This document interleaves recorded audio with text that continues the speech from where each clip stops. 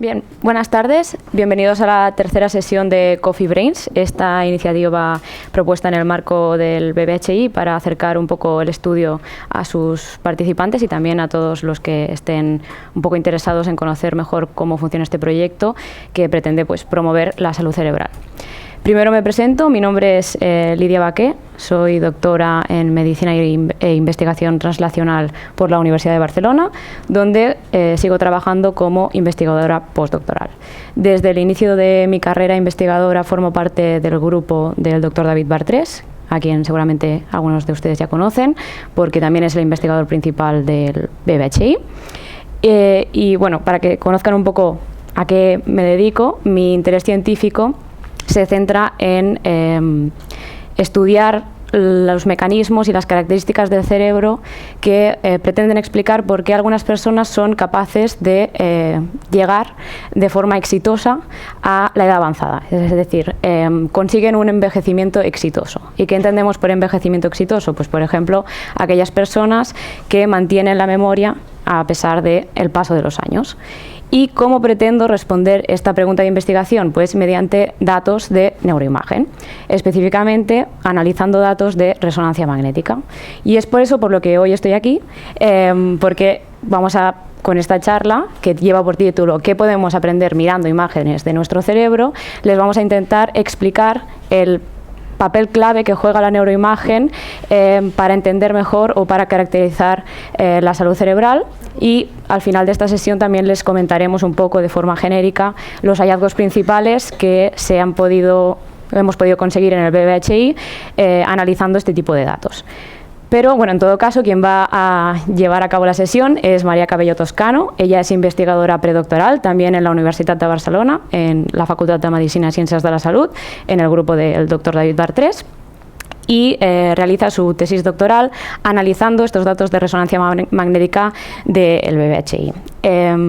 Ella es la encargada principal de gestionar, analizar este tipo de datos, por lo tanto es una súper experta en el tema. Les va a explicar muy bien todo lo que se relaciona con la resonancia magnética en este estudio, y estoy segura que después de esta sesión, tanto ustedes que están aquí como quien nos sigue desde casa, va a entender mucho mejor por qué en la fase 2, aquellos voluntarios que han venido presencialmente en el estudio del BBHI a hacer las pruebas, han tenido que hacer una resonancia magnética.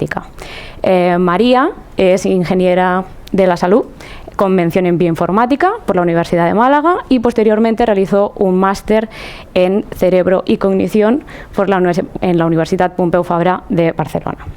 Y creo que ya nos puedes explicar un poco en qué consiste la sesión. Les recuerdo que al final tenemos esta parte en la que pueden hacer preguntas, intentaremos contestarlas de forma conjunta, y también animo desde casa a que nos manden las preguntas en una cajita que verán en la parte derecha de la pantalla. Gracias. Bueno, ¿sí? ¿Se me escucha? Vale, pues bueno, muchas gracias Lidia, muchas gracias a todos los que habéis venido hoy y bueno, nos acompañáis también desde casa. Como bien ya ha introducido Lidia, ¿no?, intentaré responder a esta pregunta durante la siguiente 20 minutos, media hora, que es qué podemos aprender mirando imágenes de nuestro cerebro, ¿no?, y cómo lo hacemos realmente. Bueno, yo quería empezar un poco hablando de BBHI, ¿no? Bueno, BBHI es lo que nos ha traído a todos aquí, ¿no?, porque aquí estaremos seguramente, muchos de vosotros sois participantes, tenemos aquí también muchos trabajadores, ¿no?, como nosotros, que somos también participantes al fin y al cabo del proyecto, ¿no?, y también desde casa, participantes y también personas que aunque no pertenezcan al BBHI, pues quizás tienen algún interés sobre lo que el BBHI ofrece, ¿no? Al fin y al cabo, a todos nosotros nos interesa algo común: la salud cerebral. Todo en el BBHI gira en torno al cerebro. Y ahora quería yo empezar, así sin anestesia, a preguntaros, ¿qué es para ti la salud cerebral? ¿Qué creéis vosotras? A ver si hay algún valiente, alguna valiente que me quiera decir, para mí salud cerebral significaría esto. Tener muchas neuronas, estar muy saludables a ese nivel, estar interconectados con todo lo que... Muy bien, bueno, esto no me lo esperaba. Ay, que yo esperaba aquí unas... A ver, dígame. Sí, sería la capacidad vía neuronal de solucionar problemas de la biología humana. Sí. Esta capacidad. Capacidades, ¿no? habilidades, ¿no? Mentales, ¿alguna más? Venga. Bueno, básicamente la condición que te permite ser feliz. También muy bien. Incluso si tienes una serie de problemas. Tanto internos ¿vale? como no es esta externos, felicidad ¿no? estúpida que se promueve desde las redes, sino la capacidad de resiliencia y también de evolucionar durante toda tu existencia. Muy bien, estamos aquí todos muy bien, muy bien. Bueno, yo hice aquí, intenté predecir un poco por dónde esperaba que me respondiese y me habéis respondido un poco más allá, incluso a donde quiero llegar yo ahora. Yo esperaba que me dijese, bueno, tenéis buena memoria, ¿no? Ya lo ha dicho Lidia. Las emociones, saber gestionarlas bien, tener buena salud mental, habilidades de concentración, cálculo, resiliencia. Al fin y al cabo, todo esto refleja nuestro estado de salud cerebral, pero realmente es una consecuencia de algo que está en el cerebro, ¿no? Ya lo habéis adelantado también, ¿no? La habilidad que nos da nuestro cerebro, nuestras neuronas, o sea que podemos observar indirectamente la salud de nuestro cerebro. Pero aquí entra otra pregunta: ¿y cómo está el cerebro? ¿Qué le pasa al cerebro para poder permitirnos estar sanos, ¿no? Y es lo que querría responder, ¿no? En la sesión de hoy. ¿Cómo podemos estudiar el cerebro? Esto ya no os lo pregunto, ahora lo intento responder yo. Bueno, no es una pregunta, ¿no? ¿Cómo podemos estudiar el cerebro? No el que se me acaba de ocurrir a mí aquí en 2022 por primera vez. ¡Buah! Pregunta privilegiada. No, esto ya se lo preguntaban incluso la población del Antiguo Egipto miles de años antes de Cristo, y ya empezaron a hacer estudios post-mortem, quiere decir, una persona fallece y se le realiza una autopsia. Entre todo lo que analizaban en el cuerpo, ya había mucho interés en el cerebro, ¿no? Y esto a lo largo de toda la historia ha ido así, tanto en la escuela greco-árabe, el Renacimiento, ha habido mucho interés por los humanos en saber qué tenemos dentro del cuerpo y qué le pasa al cerebro. Entonces, a día de hoy todavía se siguen realizando estos estudios post-mortem, ¿no? Estudios en personas que han fallecido y analizamos su anatomía. En este caso nos interesa el cerebro y hay muchísimos estudios que estudian la anatomía del cerebro post-mortem. Un ejemplo de qué se ha conseguido gracias a estos estudios post-mortem, pues el primer estudio que consiguió, bueno, seguramente ya habría muchos intentos, ¿no? Pero estaba la pregunta de cómo asociamos el cerebro a algo que hacemos, ¿no? Por ejemplo, hablar. En el siglo XIX, en Francia, el señor Louis Le Bon, al cual le apodaron Monsieur Tan, le apodaron así porque estuvo 30 años trabajando en un hospital como conserje y solo pronunciaba el monosílabo tan. Había perdido totalmente, él podía hablar, pero había perdido el habla y nadie sabía a qué se debía, ¿no? Falleció y el doctor Paul Broca, que trabajaba allí en ese hospital, pues tuvo la suerte o la oportunidad de poder diseccionar el cerebro del señor Tan. Y aquí, como podemos ver, tenía una lesión muy clara en el hemisferio izquierdo del cerebro. Y aquí surgieron los primeros indicios que indicaban que la producción del lenguaje podía estar en esta zona. Anecdótico, ¿no? También estudios que se realizan post-mortem y que pueden ser de mucho interés y que a día de hoy todavía se siguen analizando. Las enfermedades neurodegenerativas, como la que puede ser la enfermedad de Alzheimer, podemos observar, gracias a la autopsia, cómo el cerebro tiene cierto deterioro mayor que el que podría tener un cerebro sano en la hora de la muerte, ¿no? Pero al fin y al cabo todos estos estudios han sido muy valiosos, pero todos tienen el hándicap de que hay que esperar a que la persona fallezca. Mal, porque claro, nos limita ver todo lo que pasa durante el transcurso de la enfermedad. Cuando empieza bueno, el señor Tan no perdió el habla de un día para otro. Podíamos haber visto qué estaba pasando. Y ante esto, gracias a la neuroimagen, que relativamente es una técnica muy nueva en investigación, en concreto la resonancia magnética, hay muchas más técnicas, nos permiten ver lo que ya veíamos, pero sin necesidad de que la persona fallezca. Una lesión en el área de Broca, que limita el lenguaje, y también el deterioro por enfermedades neurodegenerativas. Además, es no invasiva, la podemos realizar todas las veces que queramos a lo largo de la vida y es, bueno, esto es un antes y un después en la investigación neurocientífica. Así que ahora hablaré, como ya ha dicho Lidia, nosotros nos encargamos principalmente de la resonancia magnética y me meteré bastante en qué es la resonancia magnética, cómo la utilizamos. Un poco de historia. Realmente esta máquina nació con uso para ver el cuerpo humano en los años 70-80 en América. El doctor Damadian, que ahora tiene unos 80 años, diseñó la primera máquina de resonancia magnética y le puso de nombre la Indomable. Muy bien. Y ya podemos ver que ha cambiado la cosa. Y las imágenes también han cambiado bastante. Hace poquito hizo aniversario de la primera adquisición del cuerpo humano por dentro usando una máquina de resonancia magnética.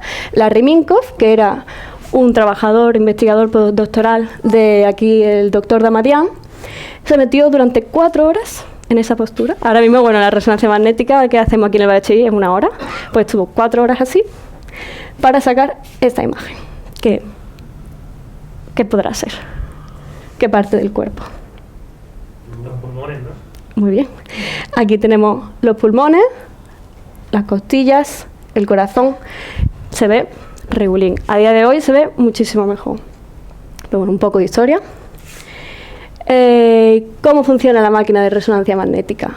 Pues ahora intentaré daros una clase de biofísica avanzada, pero muy breve y que creo que podría entender muy bien. Al fin y al cabo, la palabra resonancia magnética, bueno, el término resonancia magnética ya nos dice magnetismo y resonancia. Pues ahí está todo, ¿ya? Así funciona la máquina, con magnetismo y resonancia. Siempre se dice, yo no sé si os sonará, que es un imán gigante. Esta máquina le dicen normalmente que es un imán gigante. Para que nos hagamos una idea cómo de grande es este imán que compone la máquina, hago una comparativa así rápida. La Tierra por sí misma genera un campo magnético muy pequeño, casi diminuto en número, que ya por sí mismo permite que no funcionen las brújulas. Este campo magnético es incluso 100.000 veces más pequeño que el campo magnético que genera la máquina.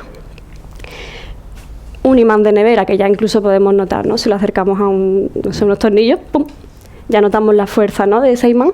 Es 0,05 teslas, que es la unidad de medida del campo magnético, 1000 veces más pequeño que el imán de la máquina de resonancia magnética. Totalmente inofensivo, ahora ya entraré en eso, ¿eh? Pero bueno, para nuestro cuerpo es inofensivo, para el móvil y el reloj y todo eso, mejor no meterlo porque se para. No explota, pero para. Entonces, tenemos por un lado magnetismo, nos metemos ahí dentro, se aplica el campo magnético totalmente inofensivo en nuestro cuerpo, que nuestro cuerpo además, típico que se sabe, está compuesto en una gran proporción de agua, ¿no? Pues aprovechamos las propiedades de nuestro cuerpo, que hay muchísima agua, que aunque no lo sepamos, el agua en nuestro cuerpo se comporta como pequeños imanes que van a entrar en interacción con el imán de la máquina. No lo sentiremos, no lo sentimos, pero entra en interacción. Esto es muy importante a nivel físico para que la siguiente parte funcione, la resonancia. Una vez estamos dentro, nuestras moléculas de agua todas controladas por el imán, aplicamos ondas de radio, normales y corrientes, también inofensivas, porque son las ondas de la radio que escuchamos en casa, ¿no? Aplicamos las ondas, las enviamos a las moléculas de agua de nuestro cuerpo y la onda rebota, resuena. En función de lo que la onda haya encontrado en su paso, es decir, pues mis pulmones, que tendrán menos agua, ¿no?, o mi cerebro, que en cierta parte también tiene bastante más agua, rebotará de una manera diferente. Y en función de cómo rebota, reconstruimos la imagen. Rebota más grande, hay más agua, le ponemos un color más blanquito. Rebota más pequeño, hay menos agua, pues le ponemos más oscuro. Esta parte a lo mejor un poco más compleja. Aquí podemos ver que todo lo de alrededor es aire, ¿no?, alrededor de nuestra cabeza. Pues no rebota, pues negro. Que esta parte de aquí tiene más agua, porque es un tejido diferente al que está por aquí, pues rebota de otra forma. Y así, sin tocar nada dentro del cuerpo, simplemente aprovechando las propiedades que tiene nuestro cuerpo y la física en sí, somos capaces de reconstruir de manera totalmente no invasiva, súper segura, la anatomía de nuestro cuerpo. Creo que esto puede haber quedado claro, si no después me podéis preguntar. Y recapitulando un poco, estábamos preguntándonos por salud cerebral y cómo mirar la salud cerebral dentro del cerebro usando técnicas de resonancia magnética. Y la pregunta clave, ¿no? La primera, la importante de la charla es ¿qué podemos estudiar con una imagen de resonancia magnética? ¿Qué aprendemos del cerebro con estas imágenes? Pues podemos aprender por una parte anatomía y por otra parte función. Ahora voy a explicar un poco cada uno. La anatomía del cerebro es al final la estructura, ¿no? ¿Cómo es? ¿Qué forma tiene nuestro cerebro? Y esto se analiza con una imagen estática, o sea, te hacen. Para los que habéis participado en la resonancia magnética o habéis hecho alguna vez una resonancia magnética en el BBHI o fuera, pues una hora no es para solo obtener esta imagen. Obtenemos muchas imágenes diferentes del cerebro, incluso vídeos, ya hablaré de eso, para ver todas las propiedades y poder tener que se complementan entre sí y tener información de todos los aspectos del cerebro. Esta de aquí es este tipo de imagen. Dura 10 minutos, es lo primero que se adquiere en la máquina y en realidad son 10 minutos porque no hacemos una foto, pum, no, hacemos muchas. Yo digo, bueno, el otro día probando tal, hizo gracia, yo digo lonchitas, ¿vale? Nos hace fotos de lonchitas de nuestro cerebro, hace una, otra. Así, cada 2 milímetros, una foto. Y de esta manera podemos tener una reconstrucción en 3D de lo que hay dentro del cerebro. Vuelvo a decir, esta 10 minutos, la siguiente otros 10, otros 15, cada una tiene su tiempo. Y en cada una podemos encontrar información diferente. Aquí podemos ver muy bien la diferencia entre la materia gris, sustancia gris, que es la corteza cerebral, donde se almacena la mayor parte del cuerpo de las neuronas, y la sustancia blanca, que es donde están las conexiones entre neuronas. Aquí podemos ver muy bien, bueno, la de en medio, por si acaso no me estáis viendo desde casa, en la imagen de en medio pues se puede ver muy bien dónde está, es donde hay más cantidad de líquido en el cerebro, líquido cefalorraquídeo, que es muy importante para el funcionamiento del cerebro. Y en esta última podemos ver sobre todo muy bien las lesiones que hay en las conexiones cerebrales, que sería esta parte más blanca de aquí. Entonces, con estas imágenes de anatomía, normalmente en clínica se usan para dar diagnóstico.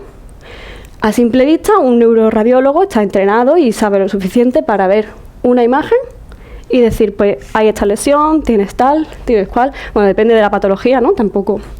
Pero hay muchas que se pueden ver a simple vista, como aquí, sería esto un ictus a la izquierda, isquémico, y a la derecha un tumor meningioma.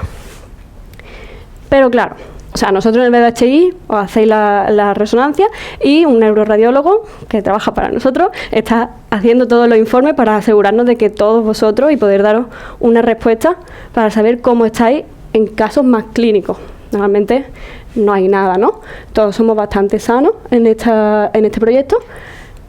Y después de eso pasamos en la UB, pasamos a hacer el paso ya más de análisis científico, no tanto clínico, sino científico. ¿Qué hacemos? Queremos tomar medidas de todas las partes del cerebro, todas las estructuras, todo nos importa porque nos va a dar información realmente de cómo somos y qué salud tenemos. Además somos 1000, más o menos, ¿no? Los que no hemos realizado, bueno, yo no, los que se han realizado la resonancia. Entonces esto es trabajo muy bastante grande, ¿no? Realizar todas las medidas de 1000 personas. Por suerte, 2022 tenemos muchísimas herramientas computacionales para poder medir todas estas cosas de manera relativamente fácil. Solo hay que saber escribirlo en idioma ordenador. Y con eso, en el BBHI, usamos todas estas imágenes para cuantificar cómo es cada milímetro de nuestro cerebro. Podemos cuantificar qué parte tenemos más doblada, qué parte tenemos menos doblada, qué parte tenemos donde tenemos más grosor y más neuronas, donde tenemos más conexión entre neuronas. También podemos entrar adentro del cerebro y separar estructuras cruciales, como es esta de aquí, que se encuentra en medio de la cabeza, se llama hipocampo, que quizás os suena, y está muy relacionada con la memoria. Eso es lo que podemos estudiar de anatomía. Ahora, función. El cerebro en acción, ¿no? Aquí analizaríamos vídeos. Ya no analizamos una imagen estática de muchas lonchitas montadas una al lado de otra, sino que cogemos un montón de imágenes 3D y vemos un vídeo de qué pasa dentro del cerebro cuando estamos dentro de la máquina.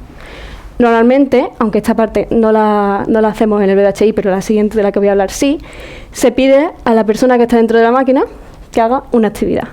Por ejemplo, mueve tu mano derecha y veríamos, en consecuencia, actividad en la zona motora de la mano derecha, en el cerebro, ¿no? Lo veríamos, lo veríamos en las imágenes, en el vídeo. Pero lo que sí que hacemos en el BBHI, no pedimos que te quedes que muevas la mano, quizá alguno de los que hayáis hecho la prueba os suena, te dice la técnico que está fuera, vale, ahora no te duermas, ¿vale? Cierra los ojos, intenta no dormirte, no hagas nada, pero no te duermas y no abras los ojos. Lo de no abrir los ojos no pasa nada, no es que vaya a pasar nada que nos vaya a hacer daño en el ojo, sino que necesitamos que todos estemos en la misma condición, todos con los ojos cerrados, sin hacer nada, sin dormir, porque ¿qué pasa en el cerebro cuando no hacemos nada? ¿Creéis que pasa algo o simplemente se para? Está muy activo, ¿no? Sí, muy bien. Está muy activo, está casi tan activo, ¿no?, como cuando estamos haciendo cosas realmente. Y además está activo de una manera muy concreta. Imaginemos, ¿vale? Ahora me pongo aquí con otro gráfico. Imaginamos que miramos la actividad de un punto del cerebro a lo largo del tiempo. Digamos que está de aquí. Y vemos que la actividad, sin hacer nada, va cambiando, va subiendo, va bajando, ahora baja, ahora sube. ¿Por qué? Bueno, no lo sé. Esas son las preguntas que nos hacemos. Imaginamos que ahora miramos, bueno, no todas, no pondré todas, porque serían miles, pero he cogido 5. 5 cada una simboliza cómo va cambiando la actividad en una zona del cerebro. Esta será una, otra y otra. Y así a simple vista no parece, pero usando los algoritmos que tenemos, podemos encontrar que sí que hay algunas que son bastante parecidas. Estas dos, primero bajaban, ahora subían, ahora, un piquito así y vuelve. Aquí, más o menos, también son bastante simétricas, ¿no? Estas pobres las hemos dejado, que no hemos encontrado ninguna que se le parezca. Pero bueno, ¿qué quiero decir con esto? Con esto se intuye que hay algo que está pasando, porque estas dos rojas podrían ser zonas que están distantes en el cerebro y son zonas que estarían hablando entre sí. Funcionan a la vez, aunque no estén tocándose, las dos tienen una función común. De esta forma, hace no mucho, se descubrió esto que estaba pasando y se dijo que había como ahora mismo hay como unas 7, entre 7 y 14 regiones normalmente estudiadas como redes del cerebro. Son regiones del cerebro que forman una red que trabajan en conjunto, cuando no hacemos nada. Por ejemplo, hay algunas, la de visión es una zona que al final siempre trabaja haciendo lo mismo en reposo, porque en la actividad también tiene una función común, como es ver. Y ahora pasaré, espero que haya quedado claro. Podemos estudiar anatomía, función, con neuroimagen, y en el BBHI, ahora ya paso a hablar un poco de los resultados que tenemos en el BBHI. Aquí tenemos a un voluntario que se prestó para mostrarnos cómo hacíamos la prueba. Ya vemos nada metálico y se realiza la prueba. Aquí vemos la imagen en sí y después la suben, esto es en el clinic, después la suben, que estamos justo al ladito en la UB, nos la suben y nosotros con nuestros ordenadores pues sacamos toda esta información, miramos la simetría de la actividad, todo. Y nos hacemos las preguntas científicas. Ahora mismo, estos son los estudios de neuroimagen y también de estimulación cerebral no invasiva que se han llevado a cabo en el BBHI. Seguramente puede que haya algunos ahí a medias que todavía no he podido incluir, pero estos son los que hay y seguiremos durante los años porque tenemos, gracias a vosotros, muchísima información todavía que explotar y espero poder seguir enseñando más, ¿no?, en el futuro. Un poco así de resumen, ¿qué hemos aprendido en el BBHI mirando estas imágenes? No sé si recordaréis a Goretti, los que no visteis la sesión del mes pasado, animo a que la veáis en YouTube. Goretti nos hablaba de lo importante que es realizar ejercicio físico para el cerebro y para la salud cerebral. En concreto, nos explicaba cómo la gente con una mejor actividad física, ¿no?, una mejor condición física, tenía también mejor cognición, mejor habilidad cognitiva y mental, al fin y al cabo. ¿Por qué? Porque ella encontró que, en concreto, la gente que tiene ciertas partes del cerebro con un mayor grosor de materia gris, esto que os he enseñado, que envuelve todo, mayor partes del cerebro con mayor neuronas, estas personas también, o sea, es que hacen ejercicio físico, engrosamos esta parte del cerebro mediante el ejercicio físico y después, por ello, tenemos mejor habilidad. También Selma hablará después de vacaciones, no os la perdáis, sobre el dolor y cómo esta comunicación entre las partes del cerebro en reposo, de las que hemos hablado, cierta configuración que tienen algunas personas, les permite ser más resilientes en cuanto a dolor crónico. Después también tenemos a Kilian, que es un colaborador del BBHI, que le da una pincelada más de psicología a las preguntas de salud cerebral y nos comenta, él ha visto que personas con un mayor propósito vital, es decir, más objetivo, un planteamiento de la vida más activa, ¿no? Están protegidos, tienen menos consecuencias del paso de los años y el daño que va pasando en el cerebro por el paso de los años.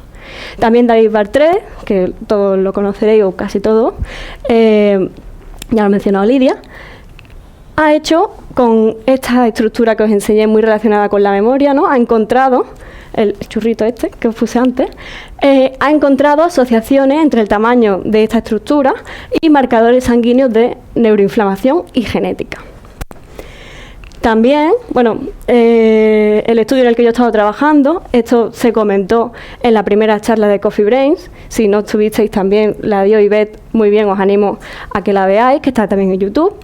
Y hablaba sobre la salud mental durante el COVID. Y uno de los resultados que enseñó era lo que encontramos en este estudio, en el que yo llevo un año trabajando, también cómo esta comunicación entre las zonas de nuestro cerebro es capaz de decirnos, podemos predecir, en función de cómo vemos la comunicación de vuestro cerebro, ¿no?, si más o menos tú serás capaz de responder mejor, mantenerte mejor, a pesar de no tener a lo mejor quizás herramientas para afrontar una situación tan estresante como la que hemos vivido durante la pandemia, ¿no?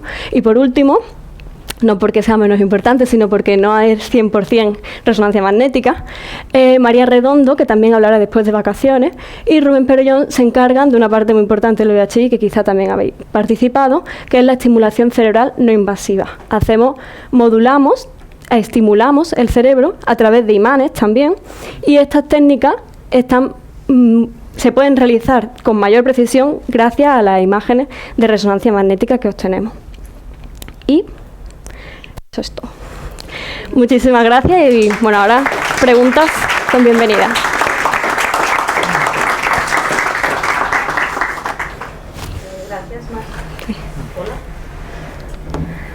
Hola. Gracias, María, por la exposición, muy interesante.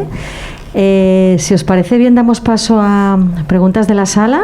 Iremos alternando con algunas preguntas que también hay en el chat, que iremos pasando directamente a la mesa. ¿Empezamos por la sala?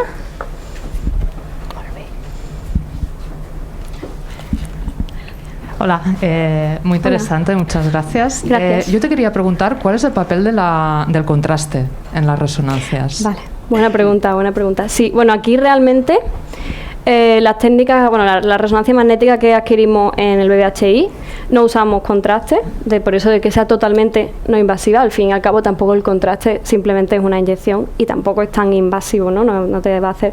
Pero nosotros no la usamos porque queremos, ya con esto ya tenemos bastante, pero sí que se puede usar, por ejemplo, para el diagnóstico de Alzheimer.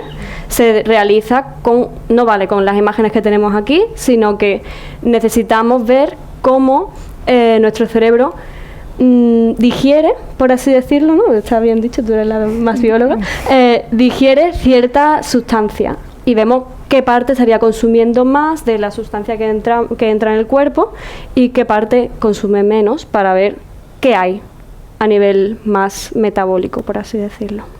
No sé si respondo. En el caso del contraste, ¿no? Un poco en la línea de lo que ha estado contando María, que era más cómo adquirimos la imagen, lo que nos permite es por ejemplo, en el diagnóstico para un tumor o para delimitar una región, la región del tumor capta ese contraste y eso tiene una propiedad magnética diferencial que hace que con esto que ha explicado María, muy bien explicado, ¿no? Que cuando rebota diferente, pues la región que ha cogido el contraste rebota de una forma que hace que eso se vea como muy iluminado en la imagen. Por lo tanto, nos permite delimitar mejor una lesión o alguna estructura de este tipo como un tumor.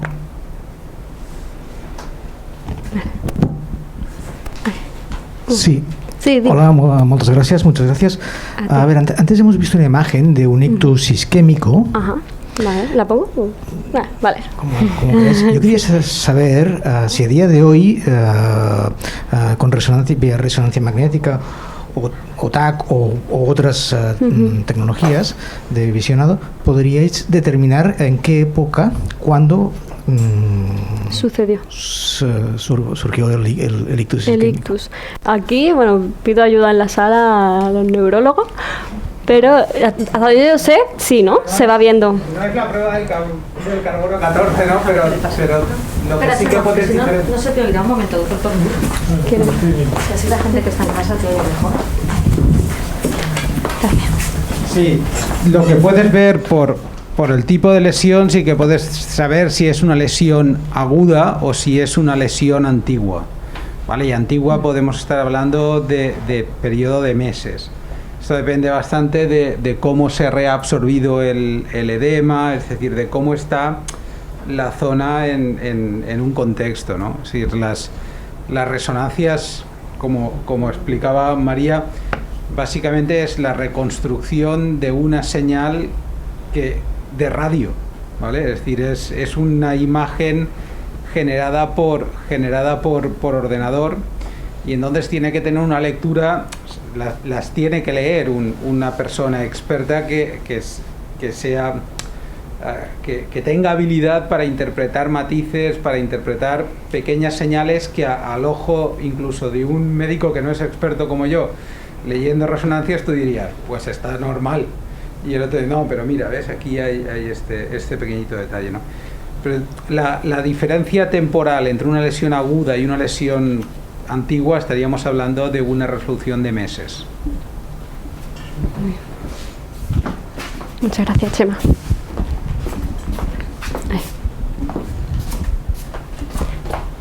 A ver. Primer us volia felicitar per la conferència. Moltes gràcies.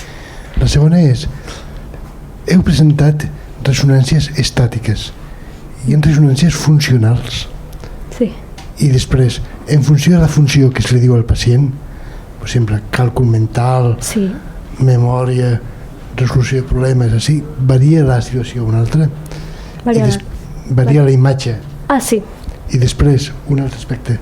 Jo vaig estar 40 dies en coma en el clínic i van posar a la UBI cascos amb música clàssica barroca. No sé per què. ¿Dentro de la máquina? No, no. ¿Desde la máquina? Em posaven en coma cascos amb música clàssica barroca. Mozart, Händel, Bach. Ay, sí que no, que no le escuchan bien. Sí. No, le comentaba que yo estuve 40 días en coma por un traumatismo en la UV del clínico y curiosamente nos pidieron que me pusieran cascos con música clásica barroca. Händel, Bach, Mozart. ¿Eso tiene alguna repercusión? ¿Has visto alguna repercusión en la música clásica barroca? Bueno, hay bastantes estudios, ¿no?, que estudian cómo se comporta el cerebro cuando escuchamos determinada música que nos puede transmitir una emoción diferente, ¿no? O sea, se verán zonas diferentes del cerebro y entiendo que, bueno, la música barroca debe ser buena. Yo creo que más bien lo que querían era que el cerebro estuviese estimulado. La dirección, sí. De hecho, Marc, sí. De fet, hay un efecto que es diu l'efecte Mozart y un altre efecte que és l'efecte Brahms i al final bàsicament és comuna a les freqüències musicals, que se utilizaban en aquella época concreta, ¿no? No sabemos si existe el efecto Coldplay de Viva la Vida, porque no se ha hecho el estudio con estos armónicos. Posiblemente estamos hablando de determinados armónicos que concretamente en la música barroca generan un determinado patrón de activación que aumenta la sincronización en estudios de electroencefalografía, ¿no? Entonces, la idea fundamental es decir, el cerebro nunca está parado. Entonces, si no está parado, siempre está haciendo algo y por tanto es influenciable en función del estímulo que tú le pongas, ¿vale? Y esto, hay distintas... O sea, hay mucha gente que salió de la UCI diciendo... Odio la música barroca, ¿no? Gente que ha salido y ha encontrado y que ha escuchado una musiquita que, ostras, esto me recuerda a aquello, ¿no? Pero fundamentalmente la tendencia es a no pensar que la persona que no está consciente, su cerebro no está ni aletargado, ni parado, ni hibernado, y entonces la idea fundamental es, vamos a intentar que no escuche el pi, pi, pi, pi, pi o el pa, pa, pa, pa, pa de los monitores y cambiarlo por por eso los auriculares, para evitar que la música barroca te tape el otro que sí que es molesto. Muchas gracias. ¿Hay alguna pregunta más en la sala? El chat.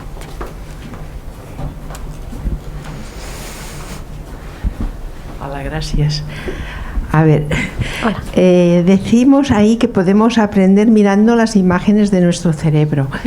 ¿Esto se puede aplicar, por ejemplo, a casos de autismo o de...? Sí. Hay muchísimo, bueno, a día de hoy todo lo que pasa en el cerebro está analizado mirando el cerebro gracias a las herramientas que acabamos de mostrar ahora mismo. Realmente yo no soy experta en autismo, pero sí que sé que hay muchísimos estudios tanto de anatomía como de función y sobre todo procesamiento de emociones. Todo este tema es diferente cómo funciona el cerebro en estos casos. Sí. Yo creo que no habéis explicado el concepto de la resonancia funcional. Vale, sí. Es decir, cuando decimos resonancia funcional, ¿qué es lo que realmente estamos mirando? Sí, cómo funciona el cerebro, cómo se activa el cerebro. Realmente, bueno, si queréis digo realmente lo que medimos. Realmente lo que medimos es la cantidad de oxígeno que se está consumiendo en ciertas partes del cerebro. Entendemos que cuando una parte del cerebro está trabajando más, igual que un músculo, ¿no?, necesita más alimento, necesita más oxígeno. Entonces, esta parte va a necesitar más sangre y nuestro cuerpo envía a cierta parte del cerebro más sangre porque sabe que necesita trabajar aquí. Entonces... Sí, lo que a mí me ayudó a entenderlo, porque me costó tiempo, es... el oxígeno va en una molécula que esta la conocemos todos, que es la hemoglobina. ¿Vale? Entonces, cuando la hemoglobina va con oxígeno, tiene hierro, que es lo que capta, lo que engancha el oxígeno a la hemoglobina. Y cuando lo pierde, el hierro se comporta de manera distinta. De manera que la molécula de hemoglobina, cuando va con hierro, responde de una manera al imán, y cuando va sin hierro, responde de una manera distinta. Con lo cual puedes captar en qué medida el cerebro, las neuronas, se están zampando el oxígeno. ¿Vale? Porque la hemoglobina baila de manera distinta. Y esto es lo que dicen con la resonancia funcional. Y esto es lo que explica que podamos estudiar mediante la resonancia en qué medida está funcionando el cerebro. Entonces, por ejemplo, en respuesta a determinados estímulos, determinadas áreas se activan más o menos. Por ejemplo, en autismo, una de las cosas que se sabe es que hay una hiperplasticidad, ¿vale? Es decir, nosotros estamos atendiendo a muchas cosas, ¿vale? Pero atendemos poco, más a lo que nos interesa, menos a lo que no nos interesa. Pero, podía saber, el cerebro se queda con la imagen de cuántas hojitas hay en un árbol. Lo que pasa es que eso no es útil, por lo tanto no lo elevas a consciente. En alguien que tiene demasiada facilidad para captar toda esa información, ¿vale? Te podría decir, pues hay tantas cerillas, esto es la película esta Rayman, ¿no? Sí. Y es o habilidades que no son habituales. Este tipo de cambios se pueden estudiar con los patrones de resonancia. En relación a esto que acaba de contar el doctor Tormos, la pregunta del contraste. De alguna forma, cuando la hemoglobina, ¿no?, los glóbulos rojos transportan oxígeno o no lo transportan, digamos que sería nuestro contraste natural. Se capta diferente la señal en la imagen de resonancia magnética. Y poder hacer una tarea dentro de la resonancia, que no sé si lo visualizan, porque en el BBHI lo que ha contado sobre todo María es que los voluntarios entran a hacer una adquisición en reposo, se les pide expresamente, ¿no?, de forma activa, que estén con los ojos cerrados, intentando no focalizar el pensamiento en nada, pero podríamos montar otro sistema con unas gafas o con una pantalla donde los voluntarios tienen un mando para responder y pueden hacer una tarea cognitiva. Por ejemplo, podemos saber cuál es su rendimiento en una tarea de memoria. Y entonces, a la vez que están haciendo esta tarea, nosotros tenemos las imágenes o los vídeos, como ha dicho María, de cómo va cambiando su cerebro, cómo va cambiando el nivel de oxigenación en las distintas áreas, y eso nos permite a nosotros después, con estos programas informáticos, ver cuál es el patrón de activaciones, es decir, qué regiones usa cada persona para hacer esa tarea concreta, y además sabemos cómo de bien o cómo de mal ha hecho esa tarea. Por lo tanto, nos da una información muy rica y nos permite relacionar de forma también bastante directa cómo es el cerebro y cómo es el rendimiento, la conducta de esa persona. Claro, por ejemplo, cada vez que se equivoca se le activaba esta parte, porque cada vez que lo hacía bien se le activaba esta, pues esta es la que nos interesa, ¿no? Sí, quizá el chat también. Sí, también. Volia preguntar a vostè. No, però ell ja ha fet unes. Hem d'anar per tots. Y después farem preguntas en el chat, que tenim unas cosas. Sí. Gracias. Bueno, en primer lugar, felicitar es un estudio realmente brillante. Muchas gracias. Y además creo que muy, muy útil, porque nos abren nuevos caminos en la medicina, ¿no? Respecto a la pregunta que nos hacíamos antes, la influencia de la música barroca, el por qué se pone en las UCIs, es interesante. En principio hay una posible explicación. Hay música que tiende a generar ondas alfa en el cerebro. Sí. Y entonces la música de Mozart, Haydn y otros músicos barrocos tienden a escuchar esta música a generar ondas alfa, y que de hecho es por esto que se pone. Muchas gracias. Pues sí. Bueno, nosotros en la charla, ¿no? Nos hemos centrado en la resonancia magnética, pero también aquellos que sean voluntarios del BBHI y hayan participado en la fase 2, puede ser que hayan hecho otra adquisición, que es electroencefalografía, que es esta que les puede sonar a todos, en las que se pone un casco, ¿no?, con muchos electrodos, cables, que mide, ¿no?, estas ondas directamente. La medida que nosotros recopilamos es la actividad cerebral con este parámetro de fluctuación. Sí. Mira, te quería hacer una pregunta que igual te parece una gilipollez, pero bueno, no, a ver, ¿un trastorno de personalidad, por ejemplo, se podría detectar con una resonancia magnética? Bueno, detectar, creo que estos diagnósticos no realmente los tiene que realizar un psiquiatra, ¿no?, más bien en la conducta, pero sí que es interesante ver, más que detectar. Sería más objetivo de ahí que con el DHMI, que al final el paciente responde lo que le da la gana, ¿no? Bueno, pero al fin y al cabo, bueno, sí. No sé. Sí, realmente no es posible, o sea, en estos momentos no es posible realizar un diagnóstico a través del patrón de activación de resonancia, fundamentalmente porque no hay suficientes datos de referencia que te permitan establecer un parámetro de normalidad. Y son cambios tremendamente sutiles y que vendrían dados en función del patrón de activación que te genera un determinado estado de función. Hay estudios hay toda una línea de investigación, por ejemplo, en el diagnóstico de esquizofrenia en relación a potenciales evocados, es decir, a a señales que se activan a la presentación de determinados estímulos, o el patrón de activación que se realiza a partir de la exposición a estímulos, por ejemplo, en fobias o en trastornos de ansiedad. Lo que pasa es que son estudios o son líneas de investigación que todavía no han llegado a poder ofrecer patrones de activación característicos para llegar a un diagnóstico. Y desde luego es una limitación a nivel de que tenemos los clínicos a la hora de realizar estos diagnósticos. ¿Sería posible llegar a hacer Yo creo que será posible llegar a hacerlo y esperemos que no tarde muchísimo tiempo. Vale, creo que tenemos algunas preguntas en el chat. Algunas ya las hemos ido contestando un poco, ¿no?, sobre los trastornos mentales y la detección con resonancia magnética funcional, el contraste. Luego hay otras sobre si es cierto que cuantas más conexiones hay en nuestro cerebro, más sano está ese cerebro. ¿Puedo contestar yo? Sí, vale.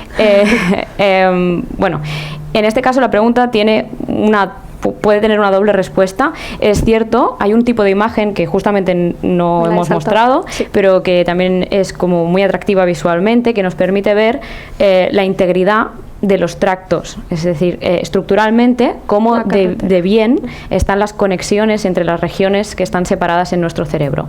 Y es verdad que en el estudio del transcurso de la vida o durante la edad avanzada, nosotros vemos que hay una relación entre pérdida de la integridad de estos tractos y una pérdida en la función cognitiva.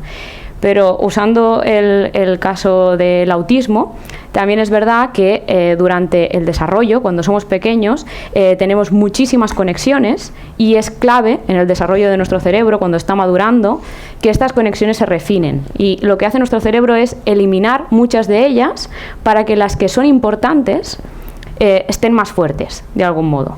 Y lo que pasa en algunos trastornos del desarrollo o en algunas enfermedades como el autismo es que esta poda, que se llama así, ¿no?, esta poda de las conexiones no se realiza de forma correcta. Por lo tanto, hay esta sobreconexión en el cerebro que hace que pues acabe teniendo un impacto también en la conducta. Sí, o sea, el punto intermedio sería tener muchas conexiones, pero bien hechas. O sea, las que importan para que todo vaya ordenado. Lo que he explicado antes, ¿no?, de las zonas que hablan entre sí, con el paso de los años y también, bueno, seguramente, no sé si habrá mucho análisis de esto, pero en patología o en enfermedades psiquiátricas no se comunican tan jerárquicamente como se deberían de comunicar. Con el paso del año, con el envejecimiento, empieza a desordenarse todo. Entonces, realmente puede ser que las conexiones se están perdiendo y ya la señal pierde el rumbo y se pierde. Entonces, realmente estaría bien tener muchas conexiones, pero bien hechas, siguiendo la jerarquía de qué hace cada parte del cerebro. Pero en todo caso sí, es una de las medidas que podemos nosotros analizar con este tipo de adquisiciones y nos permite también pues responder y caracterizar mejor cómo es el cerebro y cómo se relaciona con alguna sintomatología o alguna variable más de rendimiento. Luego, bueno, hay dos preguntas que pueden ir un poco juntas. Es si, bueno, cómo se puede retardar el deterioro cerebral y si se puede modificar de alguna forma la estructura del cerebro. Si nosotros podemos hacer algo para cambiarlo. Sí, ¿no? Realmente la estructura va cambiando siempre. Cada vez que aprendemos a hacer algo, si aprendemos a hacerlo es porque nuestro cerebro ha cambiado para que lo puedas hacer.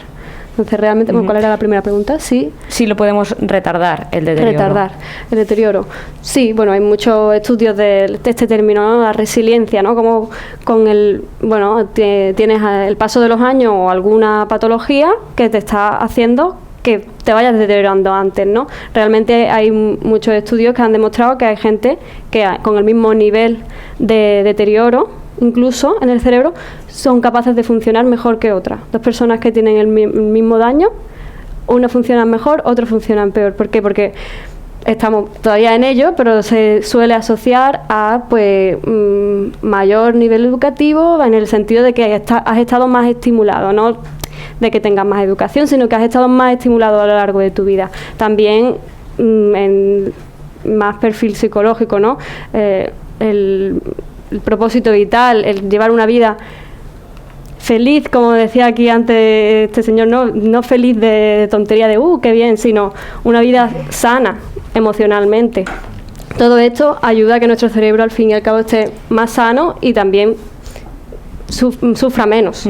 Bueno, sí, para responder si podemos cambiar la estructura de nuestro cerebro, ¿no? La respuesta es sí, porque el cerebro tiene una peculiaridad, una característica clave que es la plasticidad, ¿no? Podemos modular el cerebro, lo podemos modificar en función del entorno y en función del entreno, ¿no? Del entrenamiento que nosotros le hagamos. Como ¿no? En el estudio que hemos presentado de Goretti, con la actividad física, aquellas personas que entrenan su cuerpo, pues eso también repercute en la salud cerebral y en cómo es ese cerebro estructuralmente. Claro. Y todo lo que nosotros aprendemos o hacemos tiene un impacto que es medible, en algunos casos a un nivel tan macroscópico que lo podemos incluso visualizar con imágenes de resonancia magnética. Por lo tanto, sí, lo podemos modificar y creo que uno de los objetivos del BBHI es sobre todo tener una guía a partir de todos los datos que nos dan los voluntarios, para saber qué estilos de vida, qué actividades, qué características se relacionan más con un mantenimiento preservado de este cerebro y de las capacidades funcionales hasta al final, ¿no? Hasta que nos hacemos muy mayores. Sí, sí. Luego está claro que también hay una interacción muy fuerte con la genética. Al final siempre somos un producto de nuestra genética y el ambiente en el que nos encontramos. Y eso también son algunas de las variables que se intentan recoger. El estudio del doctor David Bartrés también tiene en cuenta esto, cómo hay algunas variantes genéticas que también se han estudiado y que permiten ver que aquellos que son portadores de una determinante variación del gen, pues tienen un cerebro diferente a lo largo de su vida o tienen una mayor predisposición a sufrir algunas enfermedades neurodegenerativas, y eso también es importante, pero tampoco es determinista. Es decir, siempre hay un balance entre esta carga genética, o siempre, en el caso en el que del que ahora hablamos, ¿no? Siempre hay un balance entre esta carga genética y lo que podemos hacer. Por lo tanto, siempre nuestro cerebro es plástico y podemos intentar Lo ideal ayudarlo. sería poder decir cómo eres y qué te aconsejo a ti para tu caso concreto, ¿no? Un poco medicina personalizada, pero bueno, estamos en ello. Ojalá pudiésemos deciros ya qué tenéis que hacer. ¿Hacemos una pregunta en sala o tienes más preguntas? Bueno, creo que otra pregunta que María ya ha contestado un poco. Nos preguntan si una buena imagen cerebral corresponde a un buen resultado en un electro es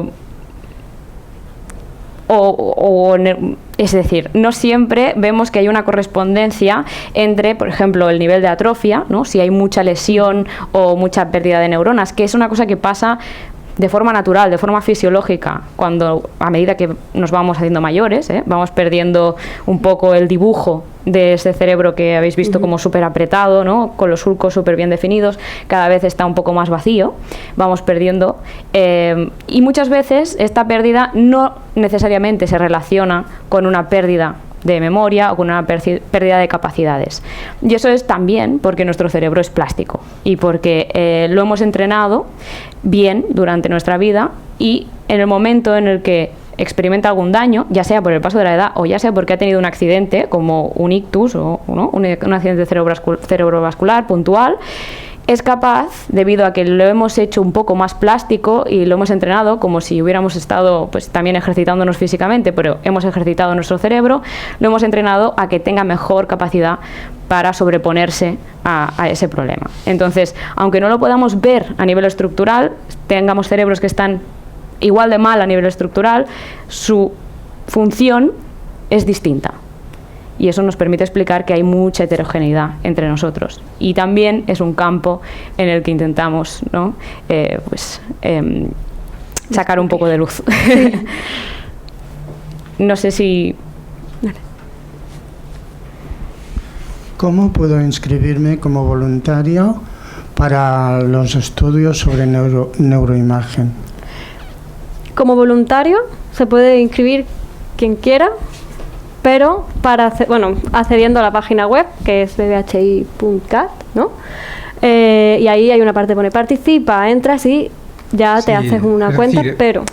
En el estudio, de hecho, hablamos de fase 1, fase 2, fase 3. Esto es erróneo, ¿vale? O sea, el estudio es un estudio longitudinal de personas que están interesadas en la salud cerebral, y a nosotros nos interesa conocer cuáles son los hábitos de vida modificables, ¿vale? Y cuáles son las quejas de salud de esta población. Entonces, esto es lo que puede entrar, y el estudio está abierto de manera... la idea es mantenerlo abierto a lo largo del tiempo. Entonces, cuando sea de alta, lo que le va a pedir es contestar una serie de cuestionarios que además le van a ir llegando de manera secuencial en el tiempo, y donde miramos, pues, en un cuestionario inicial se miran los 7 pilares que consideramos que están relacionados con la salud cerebral. Esto da como resultado, de hecho, un marcador de hábitos, es decir, en relación a las quejas que tiene, en relación a las cosas que hace, que sabemos que favorecen o perjudican la salud cerebral, pues usted está así, ¿vale? Y entonces hay cuestionarios específicos sobre cada uno de los aspectos, que además están programados para que a cada uno le lleguen X tiempo después de haberse inscrito. Con lo cual, independientemente de que alguien se inscribiera hace 5 años o se inscriba ahora, digamos que la experiencia de usuario pues va a ser potencialmente la misma. Luego, de esas más de 5.000, de toda esa población, lo que sí que se seleccionó en su momento fueron 1.000 personas para hacer lo que llamamos los estudios presenciales. Además de estos cuestionarios, miramos la resonancia, miramos la electroencefalografía, una exploración neuropsicológica, y justo ahora estamos acabando la segunda tanda de estudios de estas 1.000 personas. Lo que pasa es que incluso esta fase continúa abierta. Y continúa abierta porque el objetivo es mantener 1.000 personas en estudio con parámetros biomédicos, ¿vale? Y de hecho ahora, de los 1.000 iniciales, han repetido la prueba 750, con lo cual en un momento dado tendremos que volver a reclutar a 250 más para mantener esa cohorte con la misma estrategia, ¿no? Es decir, que la experiencia, que la metodología sea la misma, ¿vale? Entonces, estar entre esos 250 depende de la estadística. No los elegimos nosotros, sino que en función de mantener una corte representativa, pues entonces el ordenador te dice a quién puedes invitar a participar. ¿Me explico? Entonces, el entrar en el estudio no implica que te puedas apuntar a hacerte el estudio de resonancia, ¿vale? Pero de hecho, 1.000 personas son muy representativas de 5.000. Es decir, si conocer los hábitos de vida, conocer las quejas, conocer dónde estás tú, participes o no participes en esos estudios biométricos de esas 1.000 personas, no te impide que las conclusiones que se sacan se puedan inferenciar a lo que sabemos de tu salud cerebral, ¿no? O sea que son los pros y los contras de las limitaciones presupuestarias y de tiempo. Bueno, hay que tener en cuenta que el volumen de resonancias que se hacen en el estudio es muy elevado. O sea, es realmente costoso a todos los niveles poder resonar a tanta gente 2 veces de momento. Por lo tanto, bueno, el esfuerzo ya es considerable. Muchas gracias por las explicaciones, porque realmente cumplen el objetivo, que es que aprendamos cosas que son científicamente bastante complejas. Y entonces hoy se está cumpliendo fantásticamente. Vale. Y claro, esto motiva a preguntar más, ¿no? Una cosa que no he entendido, o es que no es objeto del estudio, ¿eh? La pregunta sería, ¿una resonancia magnética podría detectar metales o plásticos, para entendernos? Y porque si una de las cosas que he entendido es que una de las cosas por las que envejecemos es porque los procesos de reciclaje y de desintoxicación se pierden, ¿no? Sí. Ahora, como es ese estilo de vida, digamos, ¿no? Sueño, deporte, comida, etcétera, igual el medio ambiente o el entorno podría no ser comprendido como estilo de vida, ¿no? O sea, si vives en Barcelona o si vives en Ripoll, digamos, que puede ser un factor que está como dato en el estudio, pero que no es estrictamente estilo o comportamiento, pues igual hace que no lo hayamos visto en estos elementos de deporte, salud, no sé qué. Claro, bueno, nosotros realmente recogemos esta información, ¿no? Tenemos esta variable de vive a las afueras o vive en ciudad, tal, y esto normalmente lo solemos incluir, depende de qué pregunta tengamos, lo solemos incluir en los análisis para tenerlo en cuenta por si hay alguna diferencia en el cerebro o en lo que sea de esto, pero... No es uno de los pilares del VBHI, ¿no? Exacto, pero sí que es verdad que está creciendo mucho la investigación en este campo y hay varios estudios que pues ya sugieren que realmente pues vivir en áreas con alta contaminación tiene un impacto en nuestro cerebro. Al nivel que nos estaba comentando, como para detectar plástico o elementos, ¿no? Sustancias en el cerebro, no lo podríamos ver con el tipo de resonancia magnética o el tipo de análisis de neuroimagen que hemos mostrado nosotras, pero sería más como el efecto que tiene un poco más macroestructural, ¿no? Si vemos que la gente que vive en áreas con alta contaminación, pues pierde más rápido el volumen de determinadas estructuras o pues muestra cada vez más microinfartos. Eso es lo que podemos ver nosotros con la resonancia magnética, pero luego con otras técnicas a lo mejor sí que podríamos llegar a ver eso. Por ejemplo, creo que con los que hayan venido a participar en persona, también se les hizo como se les cogió una muestra de sangre del dedo, una gotita, y allí se ven ciertos valores y uno de ellos son metales y algún tipo de variable, pero a nivel del cerebro nosotros ya vemos cosas que son un poco más grandes que la composición así tan... que al final esto es un puzzle muy grande con muchas piezas muy pequeñitas y una de ellas es la resonancia, que es muy importante, pero hay que mirar muchas cosas. Si queremos encontrar algo de verdad de lo que nos podemos fiar, hay que mirar. Pero sí que es cierto que hay un interés creciente para poder testar si realmente esto tiene un efecto en la salud cerebral. Muchas gracias. Hacemos la última.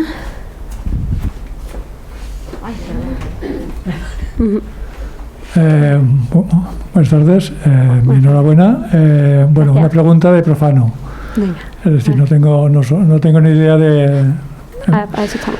A veces, digamos, en el lenguaje normal, en el lenguaje, digamos, de la calle, pues uno comenta cuando le cuesta memorizar una cosa, pues dice que tiene el disco lleno o cosas de estas, ¿no? Entonces, yo la pregunta sería, a través de la técnica de la resonancia, ¿se podría decir que esta expresión es correcta o no responde a la realidad? Que tengo el disco lleno, que ya no me cabe más. Exacto. Bueno, al fin y al cabo, ¿no? Las capacidades son las que hay y si tenemos tantísimas cosas en la cabeza, posiblemente algo se nos vaya. Eso seguro dependerá de cómo de entrenados estemos en atender a muchas cosas a la vez. Pero tú lo ves. No. Claro, ver.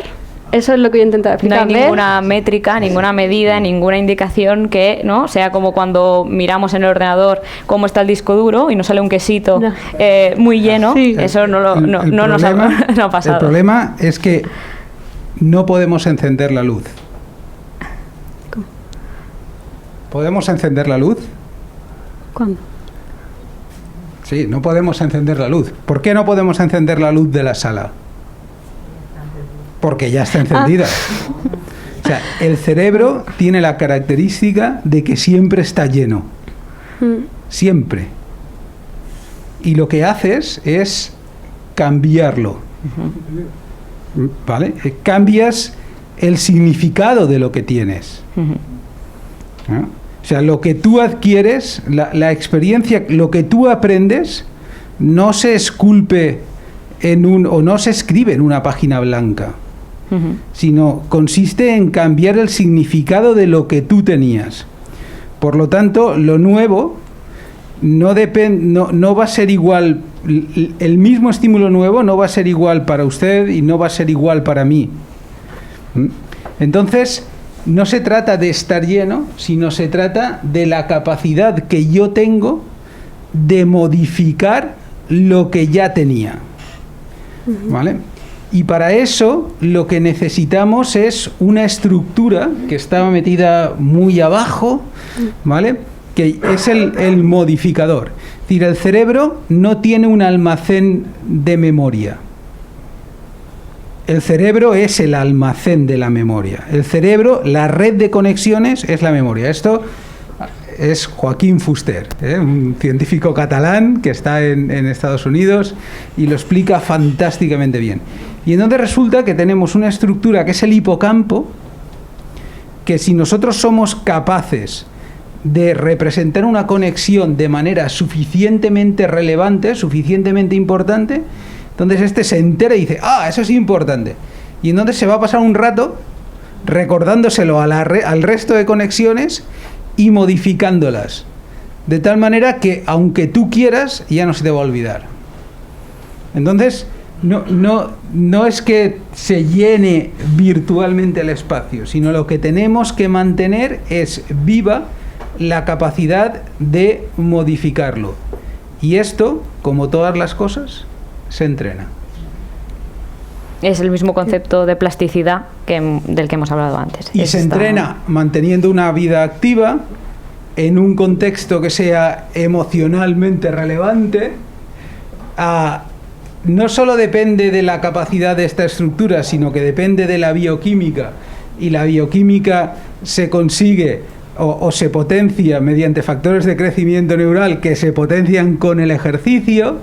Y esto no es igual en todas las horas del día, sino que necesitamos dormir lo suficiente porque en ese momento es más eficiente, ¿vale? Es decir, el cerebro nunca va a estar lleno, pero lo que sí que puede cambiar es nuestra capacidad para rellenarlo. La alimentación entra ahí. Esto habíamos acordado que me haría esta pregunta. La alimentación también. Esencial es decir, para todo. Es un elemento fundamental. Realmente el mantener un buen metabolismo es crítico para que los sistemas sean cada vez más eficientes. ¿Vale? Una pregunta fantástica. Bueno, pues creo que se ha quedado una mano. Pero en el caso de una enfermedad desmielinizante, esta plasticidad del cerebro, una esclerosis múltiple, por ejemplo. La esclerosis múltiple para la plasticidad es como tener cablecitos pelados para escuchar música súper buena en el mejor sistema de alta fidelidad que te compres. ¿Vale? Es decir, continuamos teniendo las conexiones, lo que pasa que pierden eficiencia por la desmielinización, la pérdida de mielina, y entonces lo que acaba pasando es que el sistema pasa a funcionar peor. No siempre, porque dependerá del grado de inflamación que tengas en ese momento, y va a brotes y a remisiones, pero además vas perdiendo cables por el camino, ¿no? Bueno, pues... muchas gracias. María. Muy buena pregunta, gracias.